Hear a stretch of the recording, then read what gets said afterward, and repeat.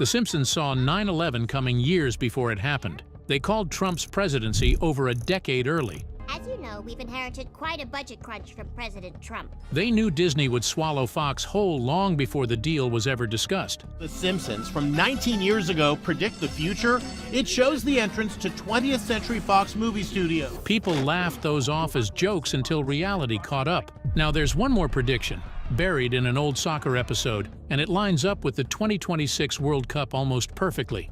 This match will determine once and for all which nation is the greatest on earth, Mexico or Portugal. If The Simpsons is right again, the final may already be decided. Number 8.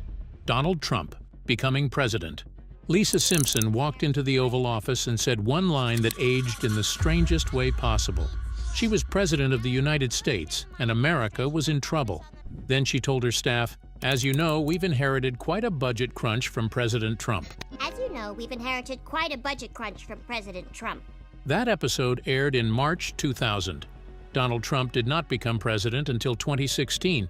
Trump was already famous at the time, but not for politics. He was a New York businessman, a real estate name, a tabloid magnate, and a celebrity who knew how to keep cameras pointed at him.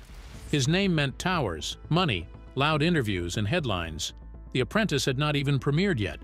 To most people, President Trump sounded like the kind of wild future only The Simpsons would throw on screen for a laugh. But the idea was not pulled from thin air. Around 1999, Trump had already played with the thought of running for president. He formed an exploratory committee with the Reform Party and talked about a possible campaign in public. Still, for most Americans, it felt more like celebrity noise than a serious path to the White House.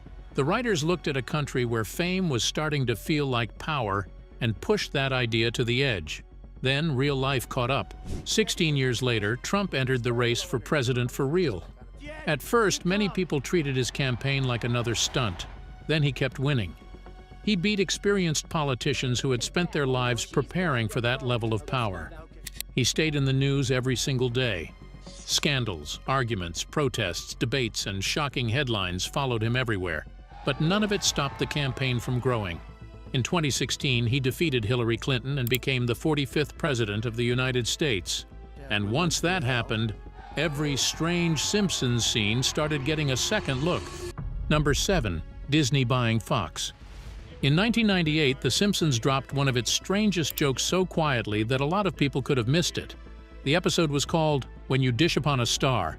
Homer gets pulled into the world of Hollywood celebrities after meeting Alec Baldwin and Kim Basinger. He starts enjoying the good life, ruins it in classic Homer fashion, and near the end, the show cuts to the Fox studio lot. That is where the strange part appears.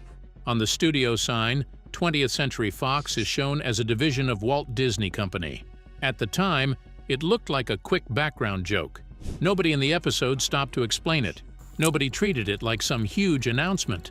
It was just sitting there on the screen, almost like the writers were making fun of the most unlikely thing they could think of. Hello, old lady from Titanic? You stink! And back then, it really did sound unlikely. Fox and Disney felt like completely different worlds. Disney was the polished family empire. It had princesses, theme parks, family movies, and a carefully protected image. Fox had a sharper edge. It was louder, rougher, and more willing to push jokes that made powerful people and big companies look ridiculous. The Simpsons itself was one of the best examples of that. This was the cartoon family that mocked American life, television, politics, religion, celebrities, and corporate power every chance it got. So the joke made sense. What if even Fox, the home of The Simpsons, eventually got swallowed by Disney? For years, that was all it was. A funny little jab at Hollywood. Then the real world caught up. In 2019, Disney completed its massive purchase of major 21st Century Fox assets. The deal was worth about $71.3 billion. Disney took control of major film and television businesses, including the 20th Century Fox Studio, FX, National Geographic, Fox Television Production Units, and a larger stake in Hulu. And just like that, the old Simpsons joke became real. But not every Simpsons prediction is that straightforward. Some are far stranger and far darker. Number 6. The Tiger Attack. The next Simpsons prediction was about a live show, a white tiger, and a nightmare that later happened for real. In 1993, The Simpsons aired an episode where Springfield opens its own casino. The whole town gets pulled into the bright, loud world of gambling, money, stage acts, and Las Vegas-style entertainment. Then two flashy performers appear. Their names are Gunter and Ernst, and everything about them is clearly built to remind viewers of Siegfried and Roy. They have the costumes, the stage lights, the dramatic performance, and most importantly, the white tiger. Two over-the-top performers stand in front of a crowd, acting like they have full control over a wild animal. Then the tiger turns on them. The animal attacks during the performance, and what started as a silly casino scene turns into a violent reminder that a wild animal is still a wild animal, no matter how polished the show looks. At the time, nobody saw it as some chilling prediction. It felt like obvious satire. Siegfried and Roy were world famous for performing with white tigers in Las Vegas. Then, 10 years later, the cartoon scene stopped feeling so funny. In 2003, Roy Horn was performing at the Mirage in Las Vegas when one of the white tigers, Manticore, attacked him during the show. Roy was bitten, dragged off stage, and critically injured. He survived, but the attack ended the famous Siegfried and Roy stage show and changed his life forever. Then came the Simpsons scene that people still cannot look at the same way. Number 5. The 9/11 coincidence. One of the most famous Simpsons predictions came from an episode that was never meant to feel dark. In 1997, The Simpsons aired The City of New York versus Homer Simpson. The story sends Homer to New York after Barney takes his car on a wild night out and leaves it parked near the World Trade Center. So Homer has to travel all the way there to get it back. Homer is right there at the World Trade Center, stuck waiting near his car, angry, hungry, and desperate to leave New York as fast as possible. At the time, it was just a funny episode about Homer having the worst possible trip to the city. Then came the detail that people still talk about today. In one scene, Lisa holds up a brochure advertising a trip to New York for $9. The number 9 is large on the page, and right beside it are the Twin Towers. After September 11th, people looked at that image again and saw something they could not unsee. The 9, sitting next to the two towers, looked like 9/11. That single image became one of the biggest Simpsons prediction theories ever. After the attacks, the episode became uncomfortable to air because the World Trade Center was so central to the plot. For a long time, many viewers stopped seeing it on television. When it came back in some places, parts of it were edited or handled carefully because the towers were no longer just part of the New York skyline. They had become part of one of the most painful days in modern history. And after that, the show took its strange predictions into the world's biggest sport. Number 4. The FIFA corruption scandal. Homer Simpson should never have been trusted with the World Cup, and that is exactly why the episode felt funny at first. In You Don't Have to Live Like a Referee, Lisa calls Homer her hero because for once he does the honest thing. That one moment somehow carries him all the way into the biggest football tournament on Earth. Suddenly, Homer is not sitting on the couch with a donut. He is on the field in Brazil wearing a referee kit, making calls in front of millions of fans. Then the joke turns darker. The World Cup looks beautiful from the outside. The stadiums are full. But behind that bright picture, the episode shows something rotten. A top official from the fictional football organization appears and openly talks about corruption. He does not act shocked by it. He does not treat it like a small problem. He talks like the whole system has been poisoned by money and power. Then he gets arrested. At the time, it felt like a sharp football joke. Everyone knew the World Cup was not only about goals and national pride, it was also about television deals, sponsors, hosting rights, marketing contracts, and powerful men making huge decisions behind closed doors. Fans loved the game, but many people already believed the people running it were playing a very different game. Then, 1 year later, the real scandal exploded. In May 2015, football's most powerful organization was hit by a corruption case so large it shook the sport around the world. 14 people were charged. 9 were football officials, 5 were sports marketing executives. The charges included racketeering, wire fraud, and money laundering conspiracies. Officials and business executives were accused of turning world football into a private money machine. Bribes and secret payments shaped who could sell, broadcast, and profit from tournaments watched by billions. The money was enormous. More than $150 million in bribes and kickbacks had been paid or agreed to. The way it all came out made it even more dramatic.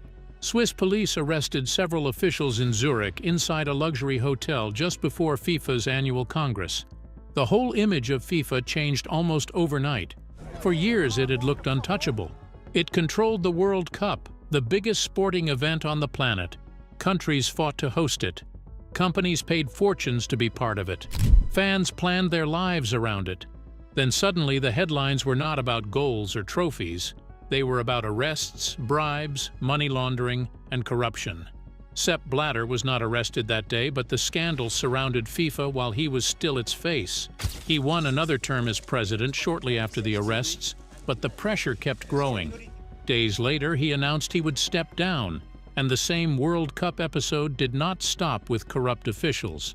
It also moved straight onto the pitch, where another Simpsons football moment became impossible to ignore. Number 3, Brazil's World Cup disaster. That same episode put Brazil and Germany on the same path for the 2014 World Cup, and in the cartoon, Germany beat Brazil 2-0. At the time, it looked like a simple football joke, but a few months later, the real World Cup came to Brazil, and what happened next was far worse than anything the cartoon showed. Brazil did not just lose to Germany in 2014. Brazil fell apart in front of the world. This was a World Cup semi-final, inside Brazil, with the whole country watching. Brazil had won the World Cup more times than any other nation. The fans were not just hoping their team would reach the final. They believed Brazil had to protect the pride of a football nation. Then, Germany scored. At first, it looked painful, but normal. Big matches have early goals. Strong teams recover. Then Germany scored again. Miroslav Klose got the second goal, and with that, he became the highest scorer in World Cup history. That alone should have been one of the biggest stories of the match, but there was no time to even sit with it, because Germany kept coming.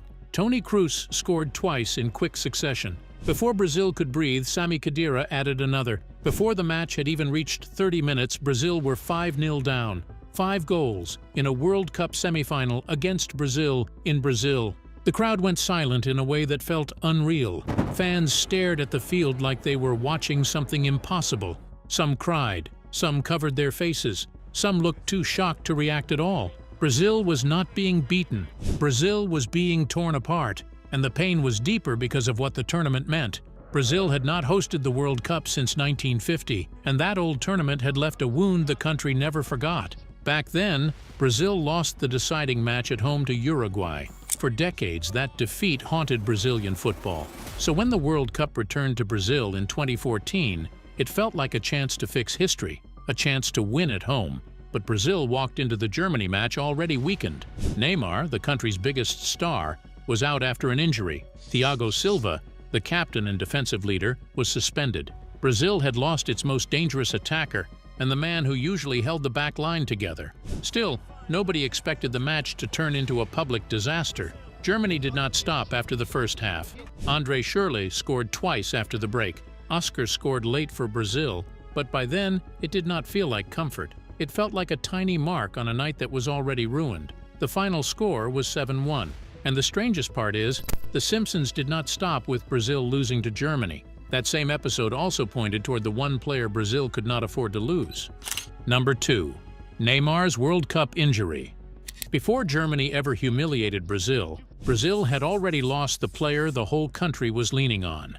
It happened in the quarterfinal against Colombia. Brazil were still alive in their home World Cup. The crowd was loud, and Neymar was carrying the kind of pressure only a Brazilian number 10 can understand. He had already scored 4 goals in the tournament, and for millions of fans, he was the player who could drag Brazil all the way to the title. Then, Juan Camilo Zuniga drove his knee into Neymar's back. Neymar dropped to the grass and did not get back up. This was not time wasting. It was not a cheap attempt to win a foul. He was badly hurt. Brazil still won the match 2-1, but the result almost became secondary. Their biggest star had been carried out of the tournament. The injury was serious. Neymar had fractured a vertebra in his back, and his World Cup was over. That is where the Simpsons connection becomes strange. In You Don't Have to Live Like a Referee, Brazil also has a superstar. His name is El Divo. He is flashy, talented, dramatic, famous, and treated like the player Brazil depends on. He is the kind of footballer who can change a match with one touch, but also the kind people accuse of going down too easily. That sounded a lot like Neymar. Neymar was brilliant with the ball. He was fast, skillful, dangerous, and loved by Brazilian fans. But he was also mocked by critics for rolling, falling, and exaggerating contact. The Simpsons built El Divo around that exact kind of image. In the episode, El Divo goes down during the match, and Homer has to decide whether the Brazilian star is really injured or just pretending again. Then, a few months later, Neymar was lying on the grass in a real World Cup match, and nobody was laughing. And then fans noticed another strange detail. El Divo's boots were later linked online to a Puma-style look. At the time, that did not seem important. During the 2014 World Cup, Neymar was known as a Nike athlete. He had been tied to Nike for years, so any Puma connection in the cartoon felt like nothing more than another random detail. But years later, Neymar left Nike and joined Puma. In 2020, Puma announced a long-term partnership with him. Neymar became one of the biggest football names connected to the brand and began wearing Puma boots. After so many Simpsons football moments came eerily close to real life, one old soccer joke now feels much bigger in the 2026 World Cup. Number 1. The 2026 World Cup prediction. In 1997, The Simpsons showed a soccer match that looked like a random joke. Now, almost 30 years later, that same scene is making World Cup fans nervous. The family is watching television when an advert comes on for a huge soccer game. Not a small match, not a normal friendly. The advert sells it like the biggest game on earth. Then the teams appear. Mexico against Portugal. The match would decide once and for all which nation was the greatest on earth, Mexico or Portugal. At the time, it sounded ridiculous. Mexico and Portugal were not the obvious cartoon choice for the biggest football match in the world. But the scene did not disappear. Years later, fans started pulling it back into the spotlight. The first big revival came during the 2022 World Cup. Fans dragged the clip back online and started saying this could finally be it. Mexico was in the tournament. Portugal was in the tournament. Ronaldo was still chasing the one trophy missing from his career. The old Simpsons scene looked ready to come true. Then it fell apart. Mexico failed to get out of the group stage. Portugal was knocked out before the final. The theory died almost as quickly as it returned. For a while, Mexico versus Portugal looked like a failed Simpsons prediction. But the people who believed it had one excuse left. The episode never said the match had to happen in 2022, so the theory stayed open. And when the World Cup moved to 2026, the old scene found a much stronger home. This time, the tournament is being played in North America. Mexico is not just another team trying to survive.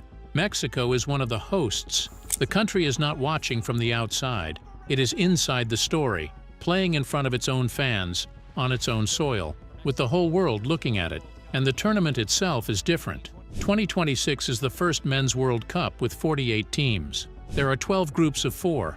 The top 2 teams from each group move on, and the 8 best third-place teams also survive. That creates a round of 32 before the tournament reaches the later knockout rounds. That bigger format gives more teams a path. It also gives strange matchups more room to happen. Mexico and Portugal do not just need to be good. They need to survive their groups, avoid meeting too early, land on opposite paths, and keep winning while the tournament cuts everyone else down.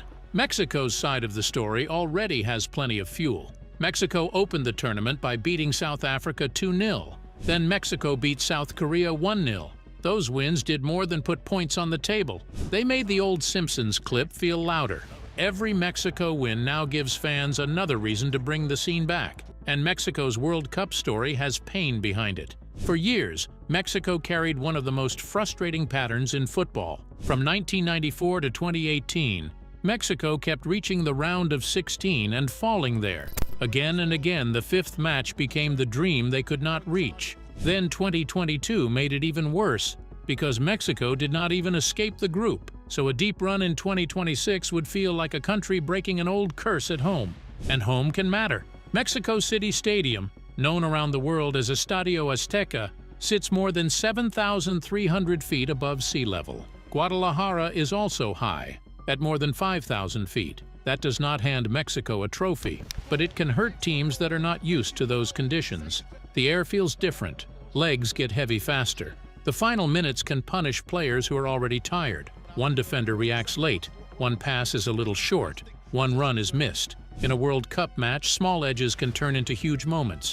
That is the Mexico side of the theory. Then there is Portugal. Portugal carries a completely different kind of pressure because everything around them comes back to Cristiano Ronaldo. Ronaldo is 41 during this World Cup. He is no longer the young winger flying past defenders with wild speed. He is no longer the rising star trying to prove he belongs. He is a legend chasing the one prize that still refuses to become part of his career. He has won Champions League titles. He has won league titles. He has won the European Championship with Portugal. He has lifted the Nations League. He has scored more international goals than any male player in history. But he has never won the World Cup. That is why Portugal reaching the final would become bigger than football. It would feel like the last chapter of one of the most famous careers the sport has ever seen. And Portugal is not just emotion and nostalgia. They have a team strong enough to make the dream feel real. Bruno Fernandes can create chances and score from midfield. Bernardo Silva can slow the game down when everyone else is rushing. Rafael Leao brings speed and danger on the wing. Vitinha gives the midfield control and energy. Portugal has players who can hurt teams in different ways, even when Ronaldo is not the one carrying the whole match. But their path has already shown pressure. Portugal did not open with the clean start fans wanted. A draw with Congo DR made the road feel tense from the beginning. That kind of result does not kill the dream, but it changes the mood. It makes every next match heavier. It makes the Ronaldo story feel less like a smooth farewell and more like a fight to stay alive. If Portugal gets through that pressure, the theory grows louder. The final is waiting on July 19th at New York, New Jersey Stadium. That is the night every team is trying to reach. And if Mexico and Portugal somehow make it there, the old Simpsons scene would explode online in a way few sports theories ever have. But the most unsettling part is not just the teams. It is what happened during the cartoon match. In the episode, the game does not feel like a beautiful football dream. It is slow. It is frustrating. The crowd gets restless. The fans lose patience. Then everything breaks down. The match turns violent. People start fighting. The stadium atmosphere slips out of control. There is no clean, peaceful ending. No perfect final whistle. No calm moment where one captain lifts the trophy and the world celebrates. The old Simpsons scene turns the match into chaos. And because the tournament is happening in North America, some fans have tried to connect that dark version to real-world tension. One of the theories points to the strained relationship between the United States and Iran. Thanks for watching. Now check out the videos popping up on screen for more unbelievable stories.